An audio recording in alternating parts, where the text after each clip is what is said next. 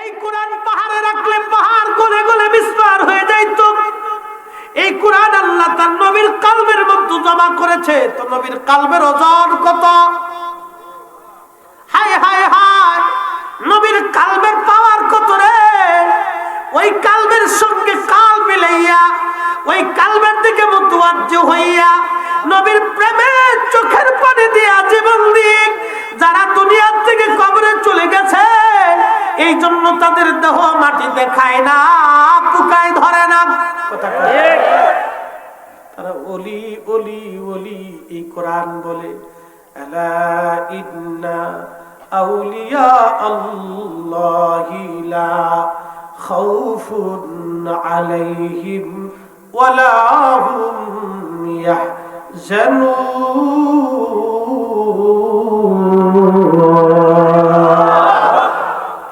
তেলের গাড়ি তেলে চলে,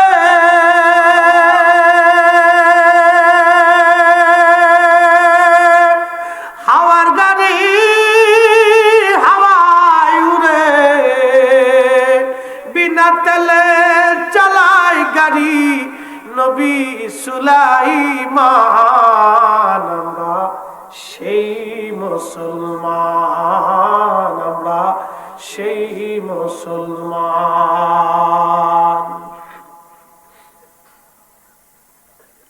হযরত ওমর,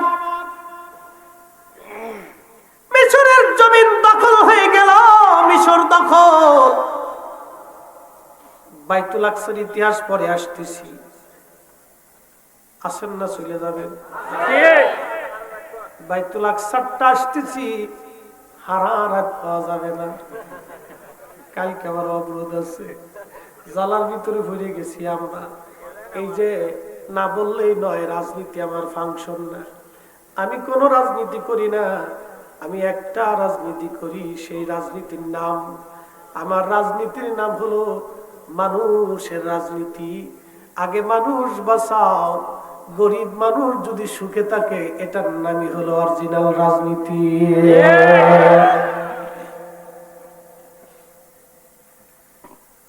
আল্লাহর কোরআন বলে, মান কাতালা নাফসান বিগাইরি নাফসিন আও ফাসাদিন ফিল আরদি ফাকান্নামা কাতালান নাসা জামিআ।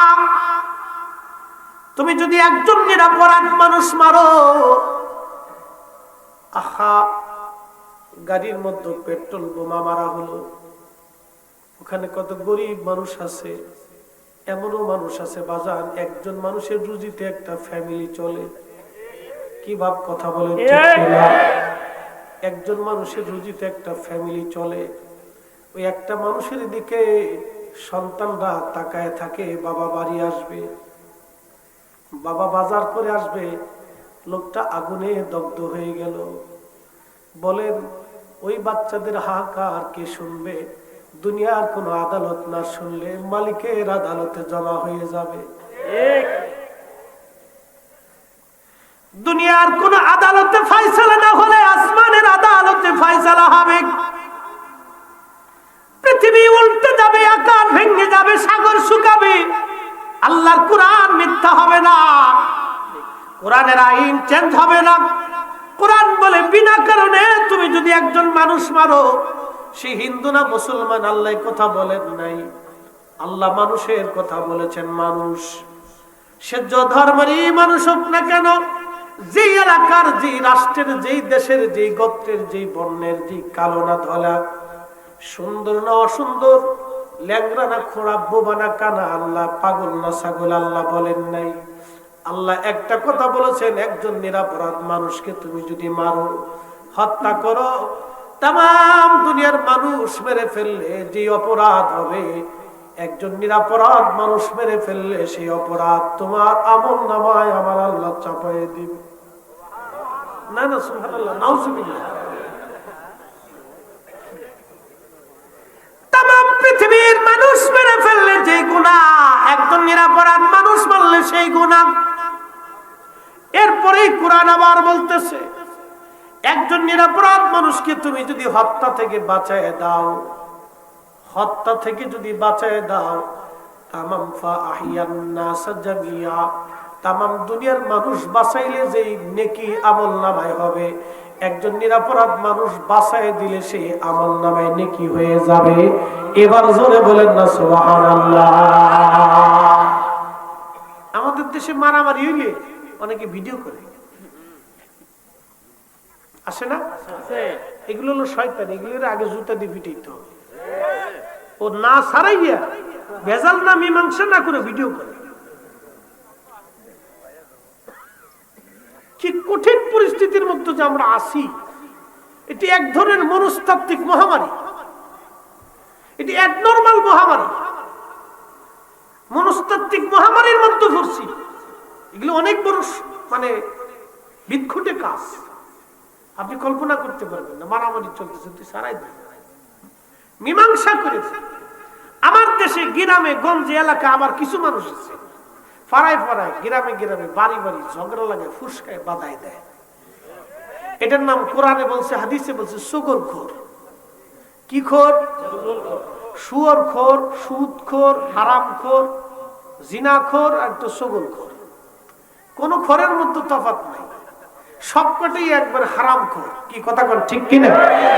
এরা মানুষ না। মানুষ হইয়া ভবেতে আসিয়া মানুষের করিলাম কি? আমি নবী না মানিলাম, কি যে ভুল করিলাম। আমি কোরআন না মানিলাম, কি যে ভুল করিলাম। ভস্মে ঢালিলাম ঘি,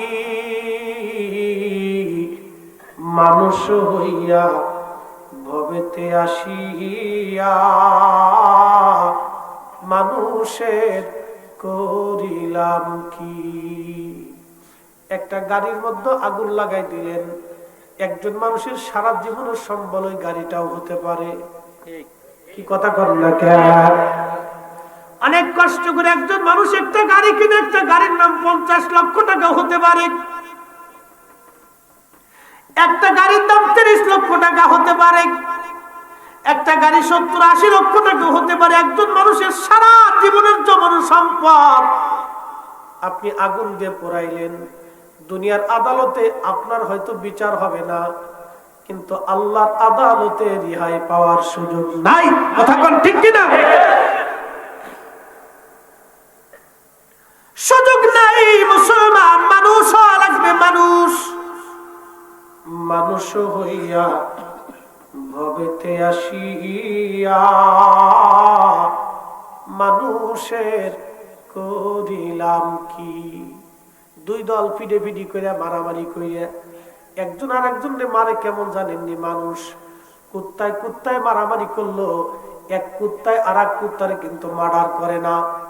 কি করা দেখছেন? পাখি পাখি মারামারি করে, এক পাখি আর এক পাখির মার্ডার করে না, মেরে ফেলে দেয় না। গরু গরু মারামারি করলো, এক গরু আর এক গরুর হত্যা করে না, কিন্তু মানুষ মানুষে মারামারি করলে হত্যা করে। আহা, এরা মানুষ। মানুষ হইয়া ভবেতে আসিয়া মানুষের করিলাম কি? মানুষ হইয়া ভবেতে আসিয়া মানুষের করিলাম কি? উল্লাহ পাড়ার মুসলমান বলছিলাম হযরত ওমরের কথা। কোরআন কত ওজন, এই কোরআনের ওজন বুঝাইতে যাইয়া হযরত ওমরের কাছে চলে গেলাম। আবার ফিরে আসবো জায়গা মতো। হযরত ওমরের জামানায় মিশর দখল হলো। হযরত ওমর কত বড় দরজার খলিফা ছিলেন। বর্তমানে ইরান, এরপরে ইরাক, ওমান, ইয়ামান, কাতার, দুবাই, এরপরে আপনার কি বলে কুয়েত, লেবানন, লিবিয়া, ফিলিস্তিন, জর্দান, সিরিয়া, টিউনিসিয়া, মরক্কো, বিরাট একটা অংশের তিনি খলিফা ছিলেন। একবার জোরে বলা যাবে কে মারহাবা? কত বড় খলিফা জানেননি? বাংলাদেশের কয়েকশো দেশের মতো একটা দেশের খলিফা ছিলেন তিনি। আমরা দেশে অনেকে একটু ছোটখাটো নেতা হইলে তার জ্বালায় একবারে অস্থির হয়ে যাওয়া লাগে। এমন ভাব লইছে যে বিরাট বড় কিছু ছাতা মাথা হয়ে গেছে। একজন ডিসিএসপি হইলো এমন ভাব লয়ে ফেলায় যে তিনি বিরাট বড় অফিসার হয়ে গেছে।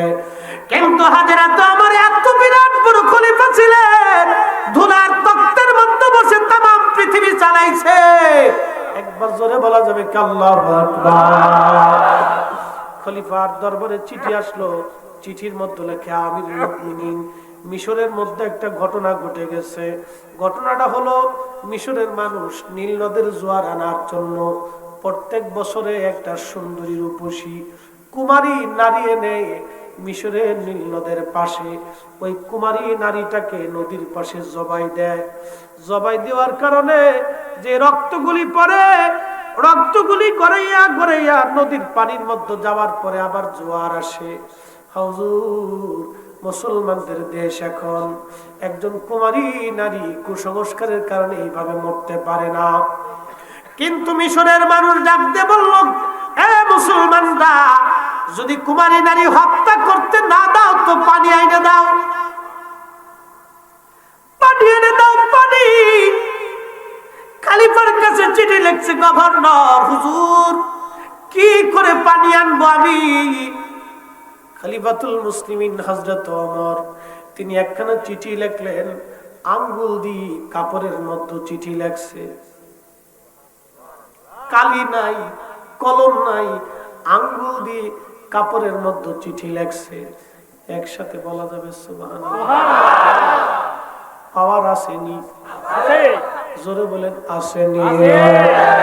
আমার দেশে অনেকেই মাতুব্বারি সর্দারি বিচার সালিশ করে, মুইতেই বাবা পানি নেয় না। ঠিক আসতে কোনকে জোরে কর। যেই বেটা মুইতে পানি নেয় না সে আল্লাহর ডরাবে কি ছাতা? ঠিক বিচার করতে যা কই তোর ভাবির কাছে দিয়ে আসিস। কি কথা খারাপ কইছে? দুনিয়াতে ভাবির কাছ থেকে নিয়ে বিচার করে দিলেন, কিন্তু আল্লাহর আদালতে একজন বিচারক মালিক ইয়াউমিদ্দিন, আমার মালিক আমার মাওলার দরবারে দাঁড়াইতে হবে আব্দুল করিম রহিম। সেই দিন দুনিয়ার কোন রাজা বাচ্চা, দুনিয়ার কোন অর্থ করিয়ার ক্ষমতার বিদ্যা তোমাকে রব্বে কারীমের দরজা থেকে বাঁচাইতে পারবে না, পারবে না, পারবে না। আওয়াজ তুলে বলেন ঠিক না বেঠে?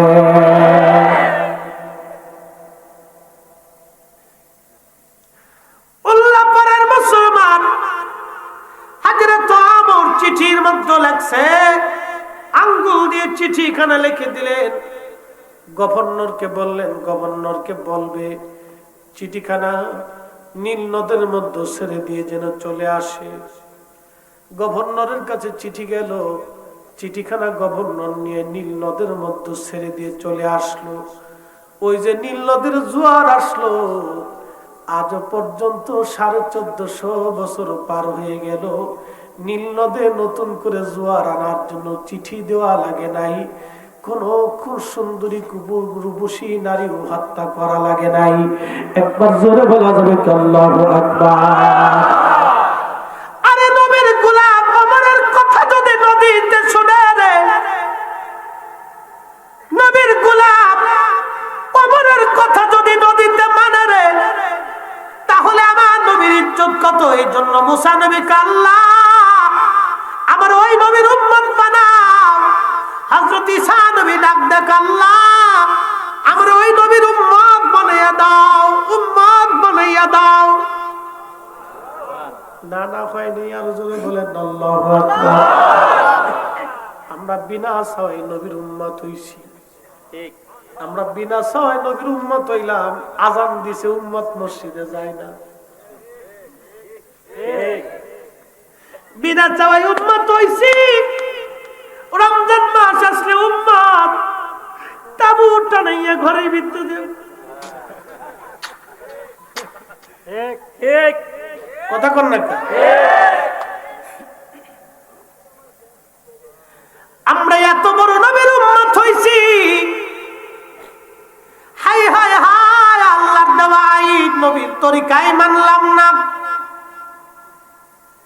উল্লাপাড়ার মুসলমান মা বোনেরা শুনেন, আমরা নবীর বেটির নাম ছিল ফাতেমা।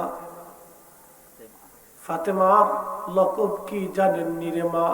ও বোনেরা শুনে যান, সাইয়্যিদাতুন নিসাই আহলিল জান্নাহ, সমস্ত রমণী কুল জান্নাতের সর্দারিনী তিনি। সুবহানাল্লাহ না করলে বুঝবো শয়তান। আরো জোরে এই মর্তবা আমরা দিছি? মোটামুটি করে হয়েছে? দিছে কে? আল্লাহ। আল্লাহর নবী ইন্তেকাল করবে, ফাতেমা পাশে বসে বসে কাঁদতেছে। নবীজি বললেন, ফাতেমা রে তুমি কাঁদো কেন?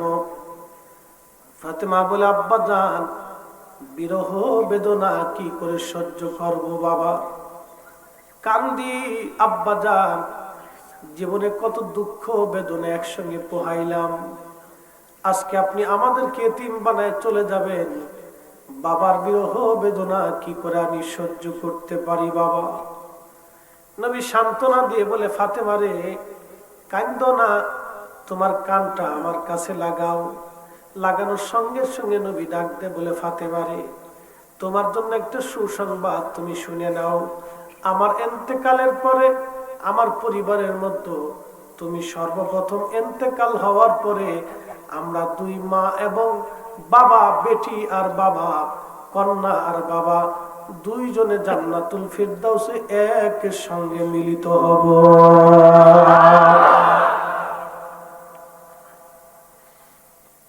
হে নারী সমাজ, সেই ফাতেমার ঘরের বিছানা ছিল মাত্র একটা কম্বল আর একটা চৌকি।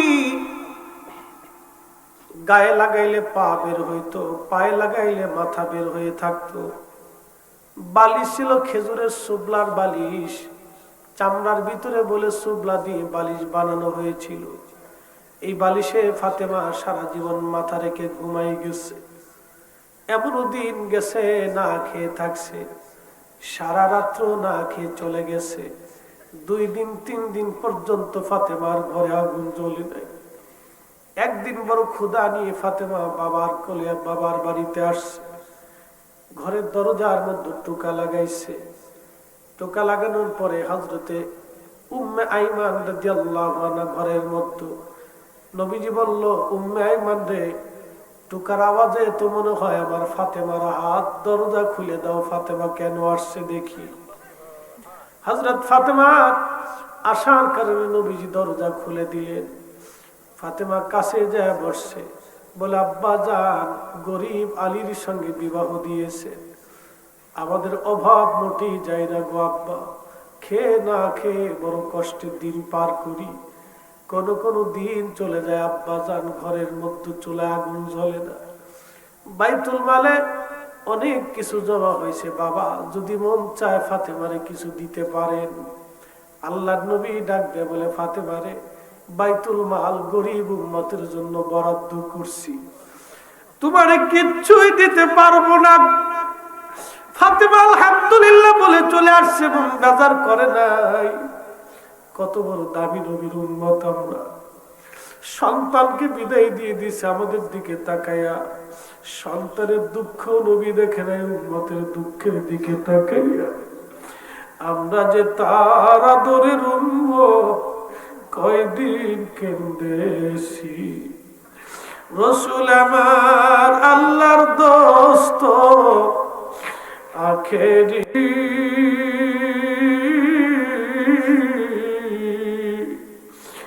আমরা যে তার আদরের উম্মত, কয়দিন কেন্দেছি।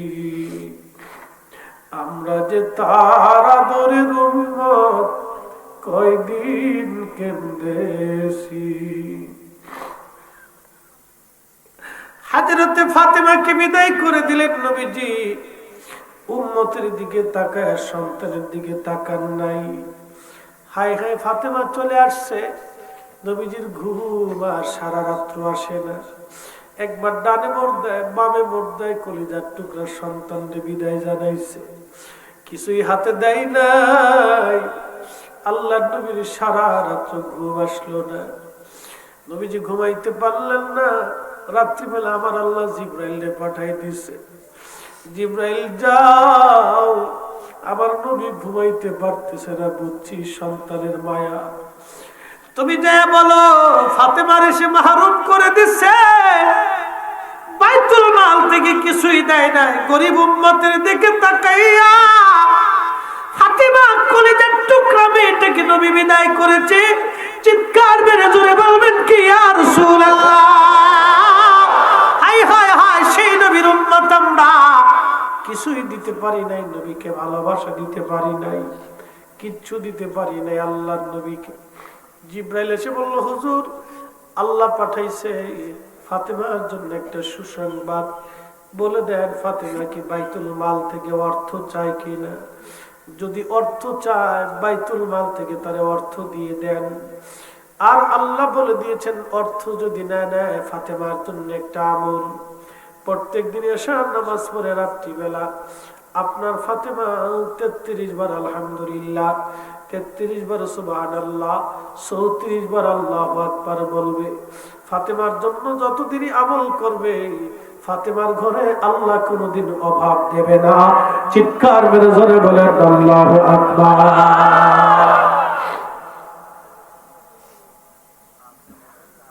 তুমি মোদের আশার আলো, তাই তো তোমায় বাসি ভালো, তুমি মোদের আশার আলো, তাই তো তোমায় বাসি ভালো, হৃদয় নামের ফুলদানিতে, হৃদয় নামের ফুলদানিতে গেথে রেখেছি প্রেমের মালা, ইয়া রাসূলুল্লাহ ইয়া হাবিবাল্লাহ, ইয়া রাসূলুল্লাহ ইয়া হাবিবাল্লাহ, ইয়া রাসূলুল্লাহ।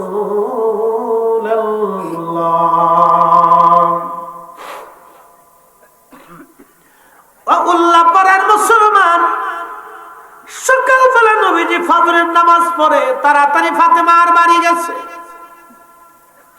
ফাতেমার বাড়ি যাইয়া ফাতেমার ঘরে ঢুকছে। ফাতেমা হালাল সালাম দিয়ে বাবাকে বসতে দিলেন চৌকির উপরে। আব্বাজান কি জন্য ফাতেমার ঘরে আসছে? নবীজি ডাক দেখায়, ফাতেমারে তোমারে ফেরত দিয়ে দিলাম, কিছুই দিলাম না। আমি তো বাবা সহ্য করতে পারি নাই রে ফাতেমা, কিন্তু আমার চেয়ে বেশি যিনি সহ্য করেন নাই তিনি আমার আল্লাহ। চিৎকার করে জোরে বলেন আল্লাহু আকবার। এই পরিবারকে নবী আমার আল্লাহ কত ভালোবাসতেন। ফাতেমা আল্লাহ আমারে পাঠাইছে তোমার জন্য দুইটা সুসংবাদ, তুমি কি বাইতুল মাল নিবা না দোয়া নিবা? ফাতেমা ডাক দেখে, আব্বাজান বাইতুল মালের টাকা লাগবে না, আল্লাহ আমার জন্য কি পাঠাইছে আগে সেটা দিয়ে যান। সাইয়্যিদাতুন নিসা এমনি হয় নাই। আর আমার দেশের বেডিরা মেকআপ নষ্ট হবে বিদায় ওযুই করে না, এই বেডি দিয়া কিছুই আশা করা যায় না। কথা কোন ঠিক কিনা? কয়রার এলাকায় খুঁজে দেখেন কয়টা মেয়ে ঠিক মতো নামাজ পড়ে, দেখেন তো খুঁজে খুঁজে।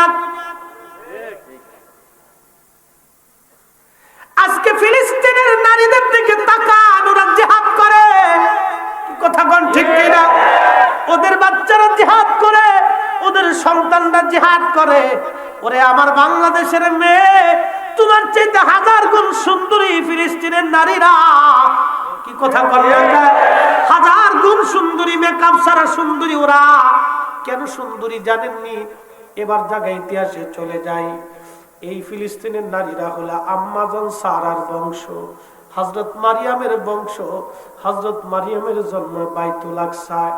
মারিয়ামের আব্বার নাম হযরত ইমরান, ওনার স্ত্রীর নাম হযরত হান্না।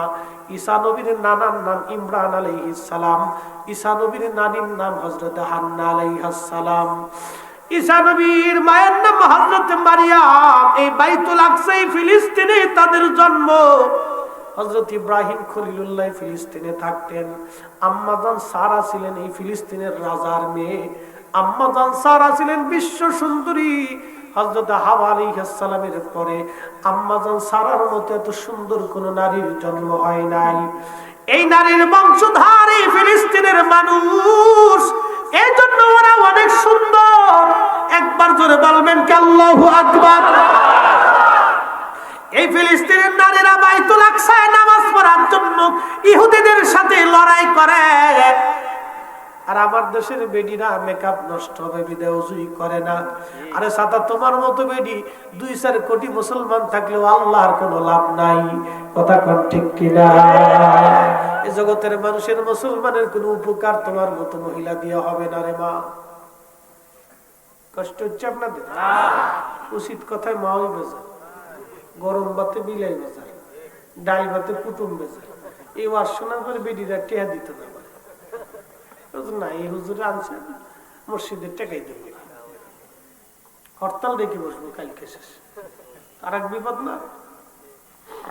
তারপর তো বলতো যদি একজন নারীর জীবন পরিবর্তন হয়তো আমার জীবন সাকসেস, এই পুরা মাহফিল কমিটির জীবন সাকসেস, আমার যুবক ভাইদের পরিশ্রমটা সাকসেস হয়ে যায়। ঠিক কিনা? এই ফিলিস্তিনি নারীরা কেন এত বড় ইজ্জতওয়ালা, কেন এত বড় দেমাগওয়ালা? শুনে বাইতুল আকসার একটি ইতিহাস। হাজরাতে ইব্রাহিম খলিলুল্লাহর 2 জন বিবি, একজন আম্মাজান হাজেরা, তিনাকে আল্লাহ পাক পাঠাইলেন মক্কায়। সন্তান ইসমাইল, এই বংশধারা অনুযায়ী আমার নবীজি। আর একজন স্ত্রীর নাম হযরতে সারা, তিনাকে আমার আল্লাহ দিলেন বর্তমান ফিলিস্তিন। এই অঞ্চলটাকে আগে হারান বলা হতো। হারান কি বলা হতো? হারান। এই অঞ্চলটাকে আগে হারান বলা হতো। হারান। এই হারানে হযরতে ইসহাক আলাইহিস সালামকে আল্লাহ পাঠাইলেন। হযরত ইসহাক আলাইহিস সালাতু ওয়াস সালাম, ওনাকে আল্লাহ 2টা সন্তান দিলেন। একটা সন্তানের নাম হযরতে ঈস, আর একটা সন্তানের নাম হযরতে ইয়াকুব।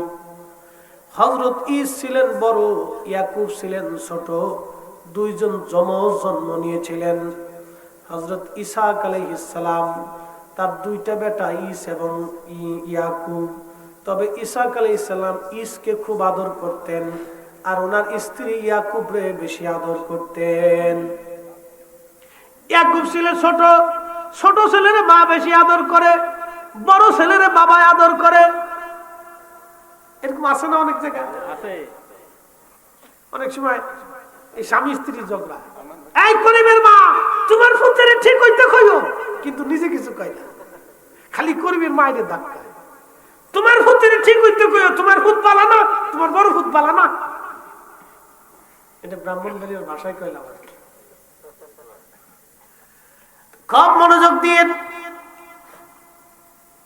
হযরত ইসহাক একদিন ডাক ডাকা, ইসরে ভালো মন্দ কিছু খাইতে মন চায়, বেটারে কিছু ভালো খাবার যদি আনো আমি তোমার জন্য একটা বিশেষ দোয়া করে দিয়ে যাব। এই কথাটা শুনছেন হযরত ইয়াকুবের মা। শোনার পরে ডাক ডাকা, ইয়াকুব রে বেটা, আজকে একটা সুবর্ণ সুযোগ, তোর আব্বারে ভালো কিছু খাওয়াইলে দোয়া করে দিবে। সঙ্গত কারণে হযরত ইসহাক আলাইহিস সালাম অন্ধ হয়ে গিয়েছিলেন, চোখে দেখতেন না।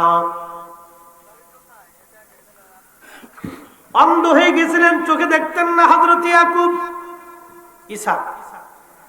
তো ইয়াকুব আলাইহিস সালাম মাকে বলতেছে, মা আব্বা তো বড় ভাইকে কিছু ভালো খাবার আনতে বলছে, আমি যদি নিয়ে যাই, যদি আব্বা টের পায় তাহলে আমার জন্য তার দোয়া করবেন না? কয় বেটা না, তুই খাবার নিয়ে যাবি, ভালো একটা 2টা ছাগলের বাচ্চা, একবারে সুন্দর নাদুস নদুস ছাগলের বাচ্চা থেকে জবাই করে গোশত বানায় ফিরাই টেরাই করে ভালো করে রান্না করে নিয়ে যাবি। নিয়ে যাওয়ার পরে সামনে উপস্থাপন করবি আর বলবি আব্বা খাবার নিয়ে আসছি। যদি জিজ্ঞাসা কে খাবার আনছো, তখন বলবি আপনার ছেলে। নাম কবি নিয়ে কবি পুলা, নাম কিন্তু খুঁজলি আগে খাওয়া। ফরিদটা ফরিদ দিস খাওয়াইছে। ছাগল জবাই করার পরে ওই ছাগলের পশম চামড়া হযরত ইয়াকুবের শরীরে লাগাই দিলেন। লাগাই দেওয়ার পরে হযরত ইয়াকুব আলাইহিস সালাম কয়, মা ছাগলের চামড়া আমার গায়ে কেন লাগান? কয়, বেটারি ইসের শরীরে মোটা মোটা পশম, যদি তোর আব্বা তোর গায়ে হাত দেয় তাহলে বুঝবে তোর গায়ে পশম আছে, তুই ইস। তোর দোয়ার তো দরকার। কহা মা দোয়া তো লাগবেই। ভালো মন্দ খাবার সামনে নিয়েছে, বলে কে? বলে আব্বা খাবার নিয়ে আসি, আপনি আপনার ছেলে। ভালো মন্দ আনছে, আব্বা খান। খাওয়া দাওয়া শেষ। কয়, বেটা আমার কাছে আসো, তুমি তোমার ভালো মন্দ খাওয়াইলে। গায়ে হাত দিছে, দেখে পশম। কয়, বেটা কি দোয়া করবো? আব্বা আপনি দোয়া করে দেন, ভালো মন্দ খাওয়াইছি। এখন যতই গায়ে হাত দিক কণ্ঠ তো আর পরিবর্তন করা যায় না। ডাক দেখে, বেটা রে তোর শরীরে তো পশম মনে হয়, কিন্তু কণ্ঠ তো ইসের না, কণ্ঠ তো আমার ইয়াকুবের। আব্বা খাওয়াই ফেলছি, দোয়া করে দেন। যা বেটা দোয়া করে দিলাম, আল্লাহ যেন তোর নবী বানাইয়া দেন।